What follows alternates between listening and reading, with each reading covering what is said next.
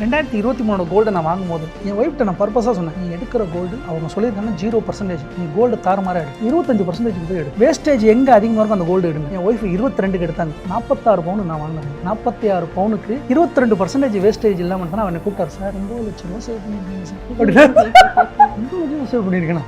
Real money is a gold ஒன்று. நீங்கள் எந்த கண்ட்ரி வேணால் போங்க, ஃப்ளைட்லேருந்து இறங்குங்க, உங்கள் கையில் இருக்க 100 கிராம் என்னவோ கிராமம் வைங்க, அந்த கண்ட்ரியோட டாலர் அந்த கண்ட்ரியோட பணம் உங்களுக்கு வந்து. நம்ம கரன்சிக்கு என்ன வேல்யூ? கரன்சி நாளைக்கே கூட கவர்னர் இந்த கரன்சி செல்லாதுன்னு முடிஞ்சு போச்சு. கரன்சி வச்சு நம்ம ஒன்றும் பண்ண முடியாது. ஆனால் கோல்டு அப்படி இல்லை. கோல்டும் சில்வரும் that is a real money. It's உலகத்துக்கான ஒரு பொது ஒரு பொருள்னா அது கோல்டு தான். அப்போ நான் என்ன பண்ணேன், இந்த கோல்டை வந்து நான் என்ன பண்ணேன், எய்ம் பண்ணி அதை நான் வாங்க ஆரம்பிச்சுட்டே இருந்தேன் ஃபிசிக்கலாக. அப்போ எனக்கு வந்து இந்த வேஸ்டிங் சார்ஜ் அதெல்லாம் பார்க்கும்போது எனக்கு கொஞ்சம் கவலையாக இருந்தது. 10% 20% கோல்டு கேட்குறாங்களே, கோல்டை வாங்கணும்னு சொல்கிறாங்க, ஆனால் வேஸ்டேஜ் இருக்குது. இதே தான் பண்ணணுமே தான் இந்த 2017 2016 நான் அந்த ஸ்கீமில் ஜாயின் பண்ணி நான் பண்ணேன். கடைசியாக நான் 2023 கோல்டு நான் வாங்கும்போது அந்த ஃப்ளோர் மேனேஜர் என்ன கூப்பிட்டாரு. சார் இதோட இந்த ஸ்கீம் நாங்களே க்ளோஸ் பண்ண போகிறோம் சார்.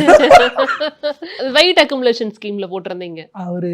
ஏன்னா என் ஒய்ஃப்ட்ட நான் பர்பஸாக சொன்னேன், நீ எடுக்கிற கோல்டு அவங்க சொல்லியிருக்காங்க 0%, நீ கோல்டு தாறுமாறா எடு, 25% போய் எடு, வேஸ்டேஜ் எங்கே அதிகமாக இருக்கும் அந்த கோல்டு எடுங்க. என் ஒய்ஃப் 22 எடுத்தாங்க, 46 பவுன் நான் வாங்கினது. 46 பவுனுக்கு 22% வேஸ்டேஜ் இல்லாமல் தான் அவனை கூப்பிட்டார். சார் 9 லட்சம் ரூபா சேவ் பண்ணியிருக்கீங்க சார்.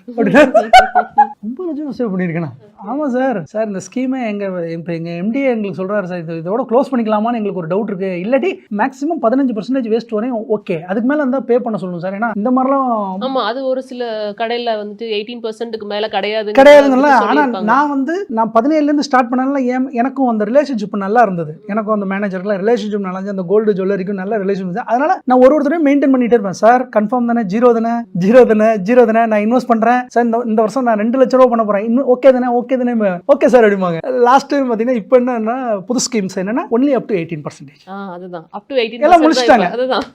அதுவுமே சில ஜுவல்லரி ஷாப்ல வந்து வெயிட் அக்குமுலேஷன் ஸ்கீமே எடுத்துட்டாங்க. ஒன்லி அமௌண்ட் அக்குமுலேஷன் ஸ்கீம் தாங்க அப்படின்ட்டாங்க. ஸோ 18% தான் மேக்ஸிமம் அப்படி வெயிட் அக்குமுலேஷன் இருந்தாலும் அப்படிங்கிறது. இப்போ நிறைய இன்னைக்கு கப்பல்ஸ் பார்த்தீங்கன்னா இன்னைக்கு வந்து உமன் எம்பவர் தான், இன்னைக்கு வந்து எம்பவர்மெண்ட் தான் இன்னைக்கு அதிகமாக இருக்குது. அவங்களும் இன்னைக்கு வேலைக்கு போகிறாங்கல்ல, 2 பேரும் வேலைக்கு போகிறாங்கல்ல, ஒருத்தரோட சேலரி 100% இன்வெஸ்ட்மெண்ட்னு வைக்கணும். இது ஒரு தம்புருளாக வைக்கணும்.